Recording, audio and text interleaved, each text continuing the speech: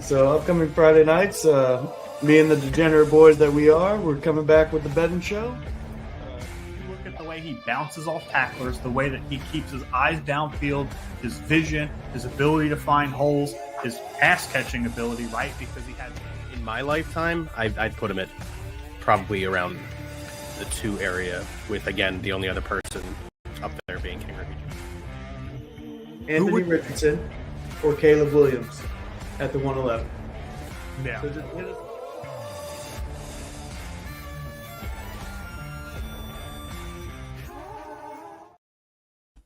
Ladies and gentlemen, welcome back to another episode of BSing Sports, part of the BSing Network, where we do a little BS and we talk a whole lot of sports.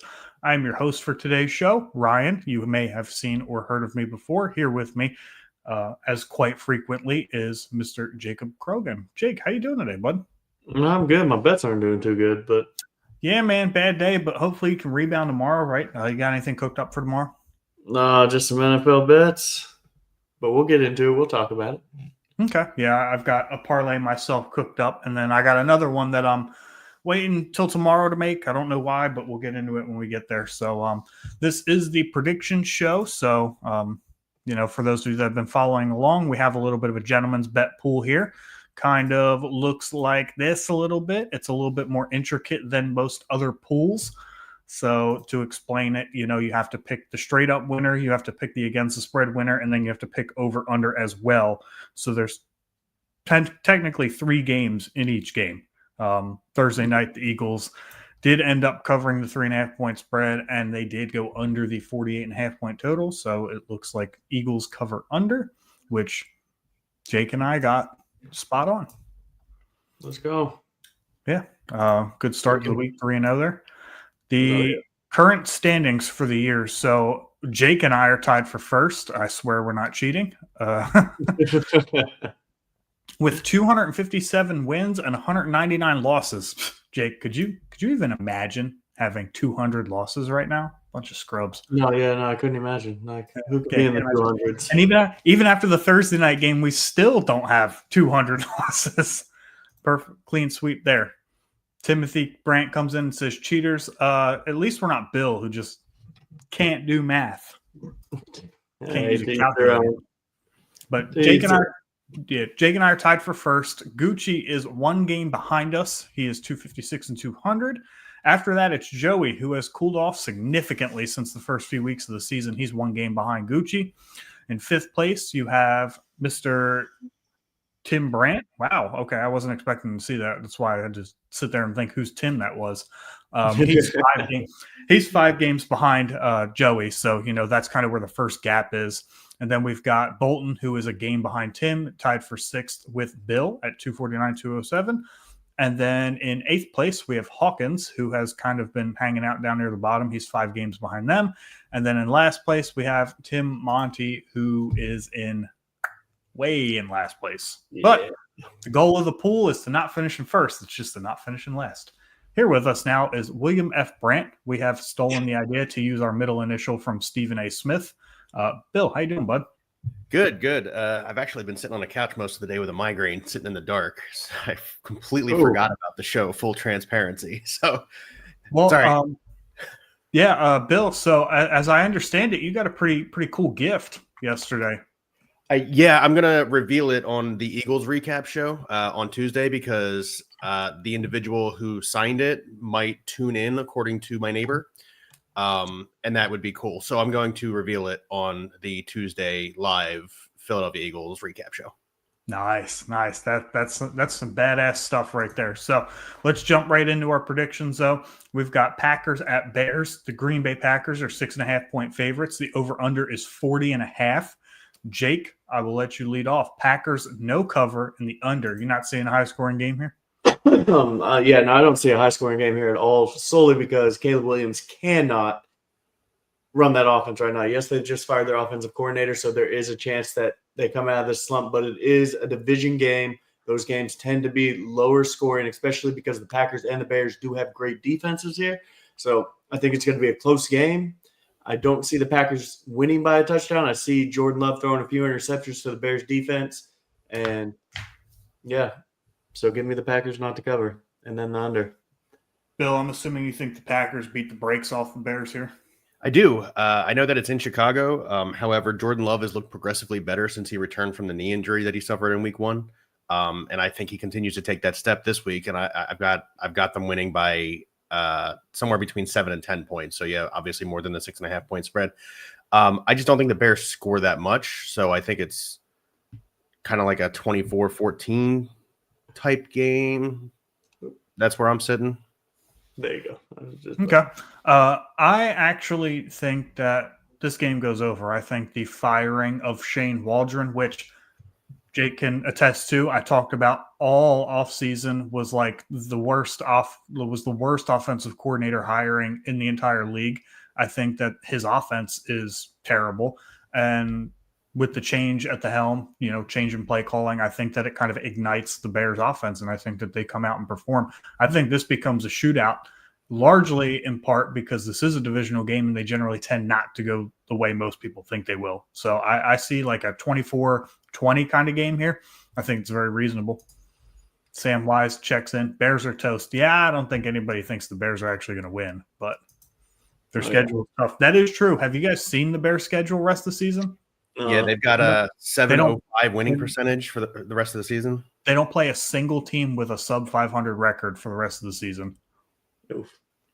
Yeah. So potential 4-13 season incoming. After that, we've got the Jags at the Lions. The Lions are 13.5 point favorites. The over-under is 47.5. Bill, I'll let you go ahead and lead this one off. Lions, no cover over, huh? Yeah, I mean, no cover based on the fact that the Jaguars are just staying in games, as you pointed out a couple weeks ago when they were playing against the Eagles, right? 13.5. I know the Lions are really good. They're really explosive. They got the two-headed monster of Gibbs and Monty in the backfield. Amon-Ra and Laporta are dominating, running down the field. The Jags are going to find a way to be in this game, and as a result, because I do think the Lions still put up somewhere around 31 points, the over was kind of an easy one for me. Bear fan Pete, thanks for tuning in. What's up, Pete? What's up, Pete? I'll take next here. I actually had under on this game for some time, but I think that both teams can put up some points here. The Jags will mostly come in garbage time, and the Lions are just unstoppable. So I see the Lions getting up big, kind of letting the Jags back into it a little bit. But ultimately, I think that this could end up like 31-20 kind of deal. That's where I see this game going. So correct me if I'm wrong. Mac Jones is going to play this game, right? Yes, Trevor Lawrence was ruled out on Monday, which isn't a good sign for him. Yeah, no. So Lions cover this game easy. The Jags are terrible. The Vikings last week just had a bad offensive output, and that's fine because they have Sam Darnold. The Lions are going to make this mistake like the Texans last week. They're going to cover this game. It's going to go under. I don't see the Jags putting up any points against that defense. And with most of their players hurt, it's pretty easy under in my eyes. Yeah, I was back and forth on over under, but I think Lions know this is a huge overestimation in my opinion. I mean, the meme you shared in the group chat with if teams' records in one score games were the other way, the Jags would be the best team in the NFL. They just find weird ways to keep games close, and I don't think that changes here. That they do. Vikings at Texans. The Vikings are 6.5 point favorites. The over-under is 39.5. I do have the Vikings winning by a touchdown here. They haven't looked exactly the same the last 3 or 4 weeks. Sam Darnold's kind of come back to earth. As teams have gotten more film on him, kind of figured him out in the Kevin O'Connell offense. That being said, they are still the Vikings. They are still a very good offense, and the Tennessee Titans are not a good football team. So I think that the Vikings cover a touchdown and that they're going to put up some points against the Titans. I think this ends up being a blowout. I absolutely love Bill's pick here. Just because I don't think a lot of people are going to believe in the Titans here with Will Levis. But I have the under on this game, and I have the Vikings covering. Titans defense is good, but I still see Minnesota winning because the Vikings defense is not bad, and Will Levis is going to throw interceptions. It's what he does. And the Vikings blitz a lot, and Will Levis cannot feel the pressure of a blitz ever. So I see a bunch of turnovers, low-scoring game, and so that's how this works for me. Yeah, I mean, I like your guys' take on it. I really do. I think mostly I went with the Titans here because they're the home team, and the Vikings the last few weeks haven't shown me a whole lot. And that's, scary that the Vikings started out as hot as they did, and then all of a sudden it's like they can't get going and can't get any motivation, can't get moving. Meanwhile, the Titans, for the most part, have stayed in games, kept them close, and I think they pull out a win here at home. I do. I don't think either team scores a lot of points, obviously, with the under there. But yeah, just Titans at home for me. Jerry says, kind of bummed, just lost in the finals of my 9-ball tournament. That sucks. Jerry, how much money did you get for being in the finals, though, if any? I was about to say, it's good to be good at 9-ball. Yeah, nine ball, I think, is better than traditional, but that's just me. Raiders at Dolphins. Miami is 7.5-point favorites. My favorite trap line of all time. 44.5 is the over/under. Mine was supposed to say Fins. I think most people can assume that. Jake, I don't know what you're trying to find there. But trying I to got the Dolphins to cover in the over here. The Raiders have put up points. The Dolphins defense is pretty good, but 44 is not that much in the grand scheme of things. And I think this is the Dolphins get right game against a terrible Raiders defense, a terrible Raiders team in general, but the Raiders still find a way to put up at least 17, 20 points. So I definitely see the Dolphins putting up anywhere in the ball field of 27 to 28 points here. Bill? Yeah, I kind of agree with the get right game for the Dolphins.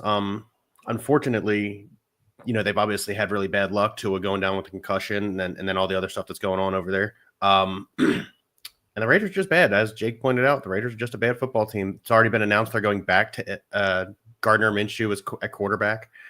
And he's really struggled this season just to, make plays. So, yeah, give me the Fins. Honestly, I took them not to cover because 7-point victory still. That's where I'm at on it. So, yeah, give me the Dolphins. Yeah, I'm taking the Dolphins straight up as well. However, 7.5 major trap. Most people think that this is a Dolphins get right game. Garbage time points do happen, and they can change the lines for sure. That being said, the score that really resonates in my head here is 24-17. The Dolphins offensively have looked not the same this year. Even when Tua was back, they just don't look particularly right. Jalen Waddle's been a non-factor in the offense. Tyreek Hill has not gotten going yet. Oh, none. Winner got free entry to a regional tournament. Oh, damn, that sucks, Jerry.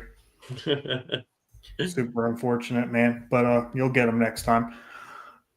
But yeah, anyway, I think that this is kind of a trap bet here for the Dolphins. So I'm taking them not to cover, and then I'm taking the under because, yes, the Raiders are a bad team, but the Dolphins have not shown anything that would make me say, yep, they're going to beat them by more than a touchdown. Man, it just wants to correct itself. What? No, I was just going to put the -1.5. Yeah, I saw it earlier. You can. I already locked it. Yeah, I went to fix Fins for him. It's yeah. locked. Yeah. No. Okay. Rams at Patriots. The Rams are 5.5-point road favorites. Over under same as the Dolphins Raiders game, 44.5. For me, I think the Rams are the better team. However, the Patriots definitely could put them on upset alert. So I am hedging my bet here with the Rams no cover. Same. And I think this game being in Foxborough, I'm going to push for the under here. But if it was in LA, I think 44.5 might go over that. Yeah, same. I feel the exact same way about it. I hedged my bet here. And to your point, the Patriots, for what it's worth, the Patriots don't really give up a ton of points. I know they have once or twice on the season, but overall, they really don't give up a ton of points. Strong defensive team there. So unless, Matt Stafford really comes out and blows them away, I don't think that happens. But I do think the Rams come out on top. So give me the Rams not to cover and the under. I love this game solely because I love Drake May. The Rams are going to win this game, but Drake May has proven beating the Bears and all that he can keep games close. So I think 5.5 is a weird line here. And I definitely think that the Rams win this game. Just they're the better team all around, and I see the over going just because I think Drake May is going to put up points against that defense, and Matthew Stafford with a full offense that he has right now has been putting up points. So Yeah, makes sense. This next one's kind of interesting. Browns at Saints. Saints are 1.5 point favorites. The over-under is 43.5. Jake, you took the Browns. oh yeah, give me JMO, give me Tillman, give me Njoku. What's up, Hawkins? Yeah, no, I think the Saints are in shambles right now. You have Marvin Scantling Jr. as your leading wide receiver right now. Kamara's doing his thing, but I think the Browns can shut down the run game and Kamara, and that just leaves nobody else here. But the Browns with Jameis, they look competent. They look like they can do things. So give me the over here. We are not going to let go of the fact that you just absolutely butchered Marquise Valdez-Scantling's name. That was terrible. It's fine. We'll move on from it. Yeah, this was a hard pick for me, right? I'm done hedging my bet in these less than 3 point games. Like when I pick a team, I'm picking a team. So like I'm picking the Saints to cover, right? Like the odds that they win by 1 point are whatever. And I'm willing to go, since I have so much buffer, I'm willing to go 0-2 if I get it wrong. But I just think that the Saints, after firing Dennis Allen, they've kind of hit a new gear. I think they're going to be a new team. And I think that moving forward, they're actually going to play some decent football. And the Browns are an embarrassment. I don't care who their quarterback is. They suck. Yeah, that last part there for me is why I'm going with the Saints. The Browns are an embarrassment. I don't care who the quarterback is. As Hawkins pointed out in the chat, as Ryan just stated, the Saints look better after they fired Dennis Allen. I think they continue to do that. I think they continue to roll like that. So yeah, Saints cover in the under. I mean, if you watch the show Friday, me and Bolton talk about it continuously. This is what always happens: is you fire the head coach, the team comes out the next week, they win a game they shouldn't win, which they did against Atlanta, and then they fall flat on their face. Cleveland did it. The Jets did it. Everybody's done it. I don't think the Saints have Didn't it. the Raiders fire their head coach, replace him with Antonio Pierce, and then go like 4-0? Something like that, but Yeah, that happened. I mean, that's a one-off compared. I was just talking about this season. Colts at Jets. Jets are 4.5 point favorites. Anthony Richardson making his return to the starting lineup for the rest of the season, according to head coach Shane Steichen. Over under 43.5. Bill, that doesn't matter to me. Anthony Richardson coming back doesn't skew this in the Colts' favor for me at all. No. Actually, I was going to say it makes it worse. Like I'm taking Jets to cover now. Yeah, exactly. Yeah, truth, right? So I've got the Jets to cover this. I think probably kind of handily, if I'm being honest, maybe a 10-point victory and the under, just because I don't know that the Colts will score anything. So that's where I'm at. Yeah, I'm right there with you. Like this is like the Colts inept offense versus the Jets inept offense. So like under was an easy bet here for me. If I woke up tomorrow and both teams didn't score 20 points, like that would be like, yep, not shocked. Yeah, this is going to be one of the lower scoring games on the slate, in my opinion. Jets cover under super easy. Yeah, absolutely. Anthony Richardson is not it. He's completing like 40-something% of his passes right now. He has more incompletions than he does completions. It's a bad look, and the Colts are just in shambles, which is really funny because they have some good playmakers on that offense, and they can't figure it out. Well, we'll see. Benching did pretty good for Bryce Young, so anything can happen. That's a good point. Ravens at Steelers. Baltimore 3.5 point favorites. Over under 47.5. I do think the Ravens are a better team. The Steelers always play them tough, so I expect a close game. That over under to me makes no sense whatsoever because that line right there, 47.5, has not been hit since their first meeting in 2020. They have gone under that line every single game since then. That is way too damn high. You make me want to change it now. Too bad you can't. Yep. Yeah, I'm bet like so. One of my locks that I'm betting on in my 2-team parlay is the under for that game. There's no, like, I don't see any route where this goes over. I mean, yeah, I just think the Ravens secondary is pretty shit, and Pickens is a deep ball threat, and Russell Wilson has been putting up 20-plus points, I feel like, every game. So if you do have the Ravens winning, it's going to be a lot closer to that over-under than you think. This was in Baltimore, I would have taken the Ravens. I think these teams do match up pretty well together. And Tomlin, whatever Tomlin did in the offseason to get Russell Wilson's head out of his ass appears to have worked. So give me the Steelers. I know Jake's not going to like this conversation, but I think maybe what we've seen with Russell Wilson, I think solidifies that Tomlin's a better head coach than Sean Payton. I think that would solidify that, yes. Yeah. I never even thought that was an argument. Tomlin is probably one of the best head coaches of all time. Like, what he's done after Ben Roethlisberger has retired and consistently win and be in the playoffs. Like, he has 0 losing seasons as a head coach. Yeah. It's not even about that for me. It's about when you look at the players, right? Because as a leader of the locker room, like Le'Veon Bell and Antonio Brown, right after they left the Steelers, acted like crazy men and went absolutely off the chain. True. But you didn't hear any of that when they were in Pittsburgh. So it's kind of like how, the control that Mike Tomlin has over his locker room. It makes you question, like, were they doing stuff like that, acting wild in Pittsburgh? And then he was like, knock it off. Probably. Absolutely. But Falcons at Broncos. Broncos are 2.5-point favorites, over under 43.5. I am taking the upset here specifically because I don't think all the favorites are going to win this week. And the Browns Saints one was pretty close for me, and this one was pretty close for me. So I just kind of flipped a coin on which underdog I was going to take to win. No, I think this is going to be a good matchup here. I think that, I'm seeing like 17-14. I don't think it's particularly high scoring, especially with the Broncos defense. But I think Jake thinks the opposite. 100%. I think the opposite here. I think that Atlanta Falcons are just an average team at best. And after the heartbreak that Denver just had last week against the block field goal, I think they come out this game at Denver and they just put the hurt on the Falcons because, like I've told you, Sean Payton has beat the shit out of every NFC South team that he's played this year. He beat the Bucs when they were a good football team in Tampa, crushed them, beat the Panthers, beat the Saints. Yes, those guys are shitty teams and you should beat shitty teams, but it's still the NFL. To win by 10-plus points in all those games is amazing.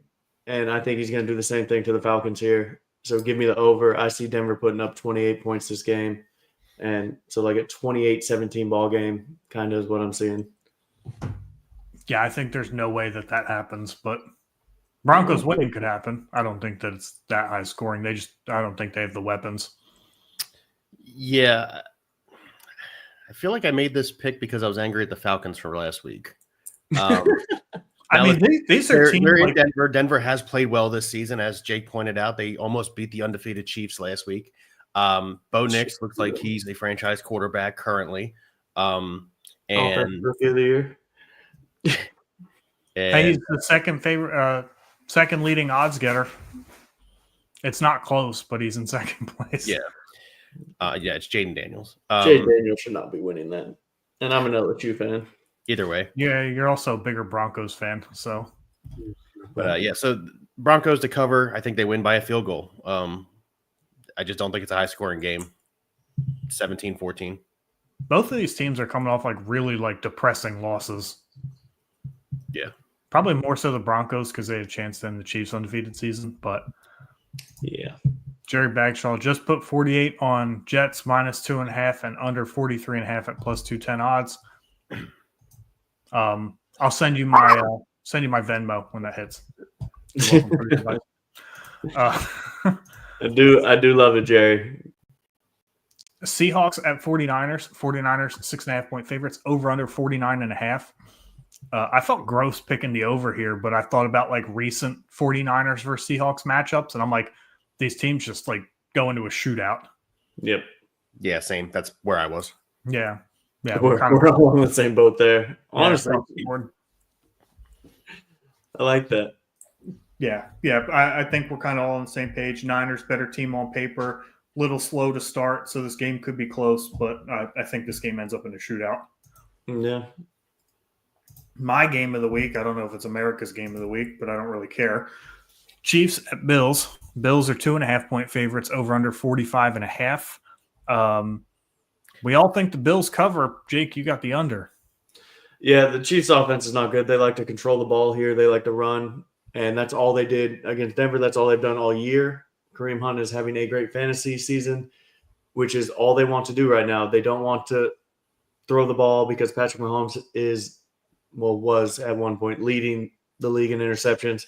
The Bills' offense is good, but they're going against the Chiefs' defense, which is a good defense. So I see this game being a lower scoring, I honestly think 45.5 is a great score because I see it being a 24-21 ball game, Buffalo.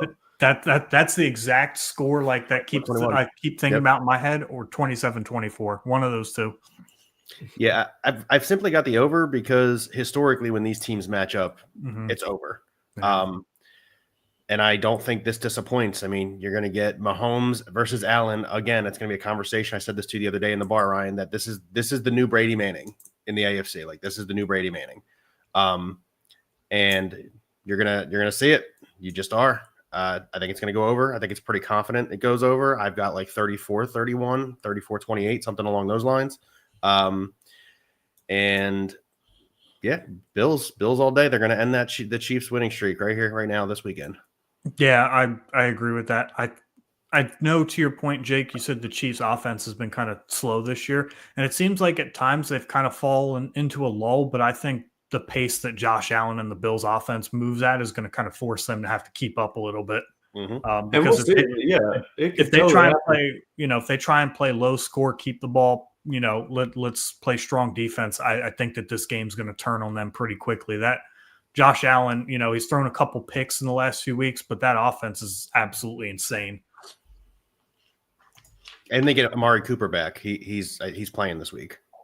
Yeah, to me it wouldn't have mattered, but I mean they let Stephon Diggs go. They fired their offensive coordinator midseason last year, and Josh Allen hasn't missed a beat.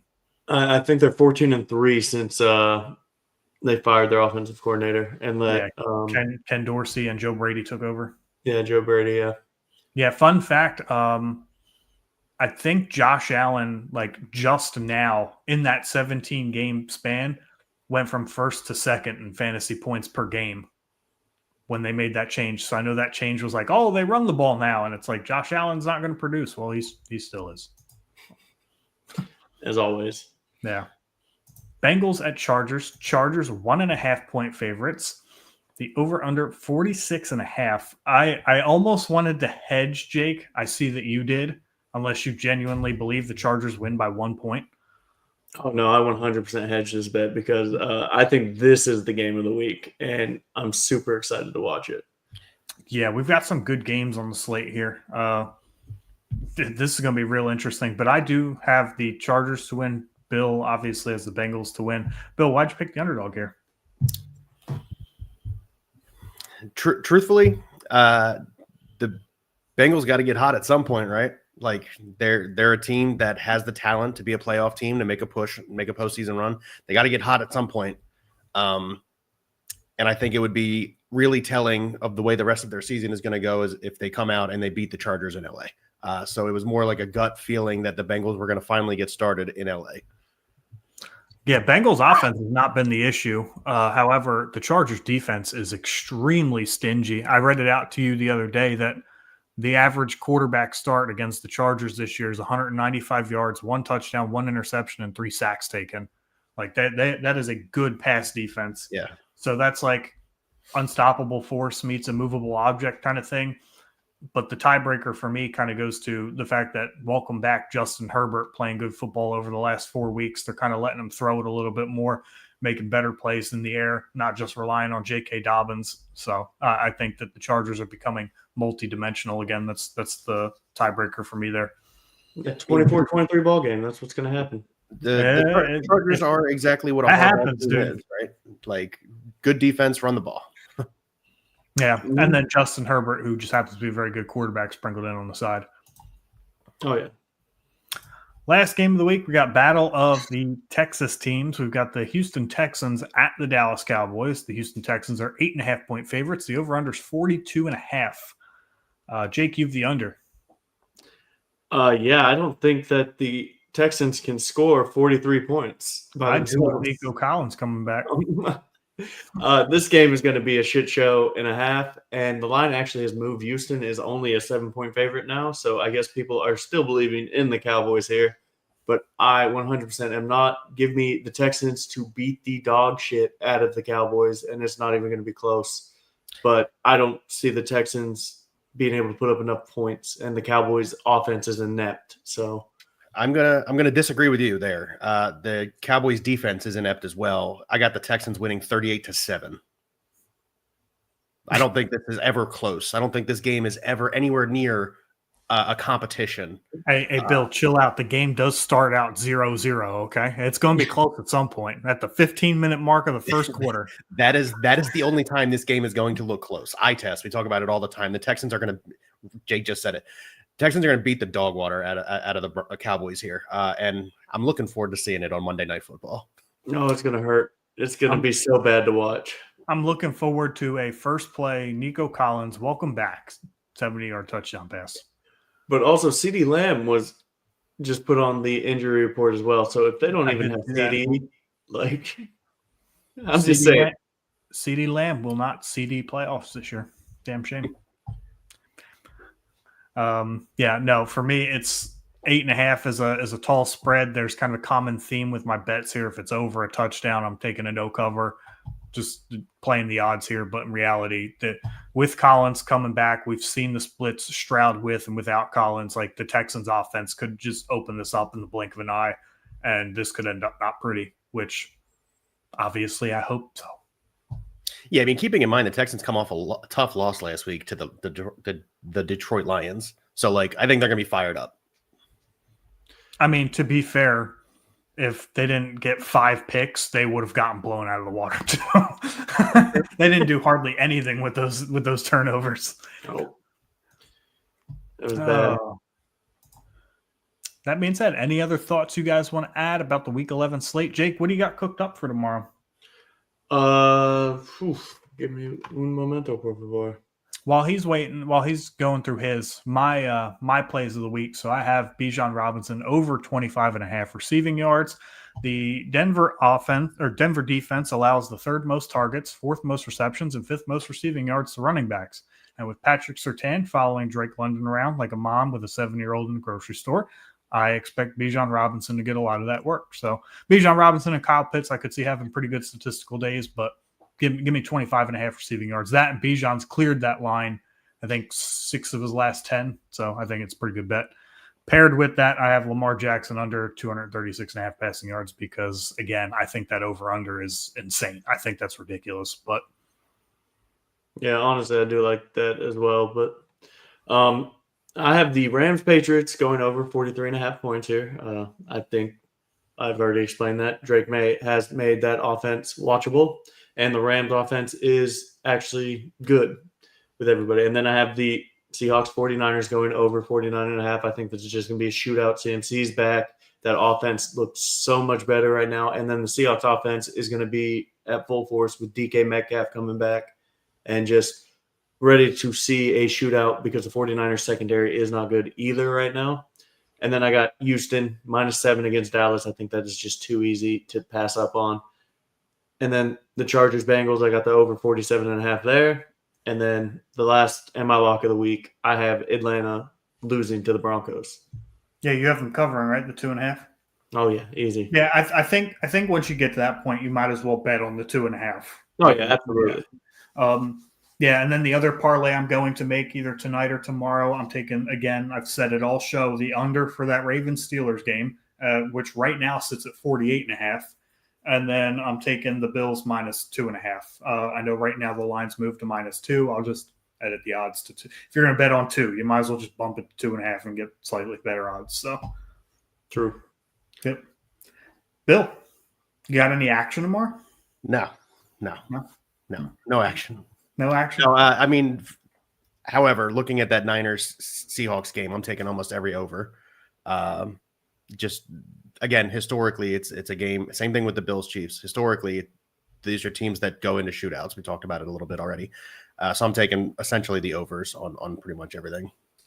If you're watching this show, please go ahead and subscribe to YouTube, where we are live 4 or 5 or sometimes 6 days a week. We've got all kinds of fantasy football, regular football, dynasty football, maybe some other sports content. Bill and I do a Philadelphia sports show every week. We've got a lot coming to the channel, so go ahead and subscribe to YouTube. You guys would be doing us a huge favor. And of course, we do a bunch of giveaways. So I will actually be posting the next giveaway for week 12 tomorrow. Jake sent me the picture a little while back. I can't really see that. It looks like CJ Stroud. Does look like CJ Stroud.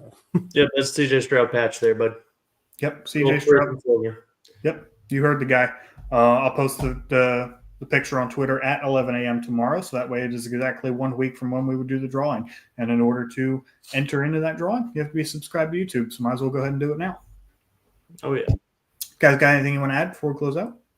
I know it's a football show, but Flyers just dropped puck. Yep. I was about to say, LSU Really at 6:30? Thought it was 7. Yeah, 6:30. LSU's losing, so I got to go catch that. Or game. maybe they didn't drop the puck. Maybe the pregame starts at 6:30. That might be my bad.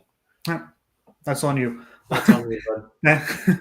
Thank you for tuning in to BSing Sports, where we do a little BS and we talk a whole lot of sports. Have a good night.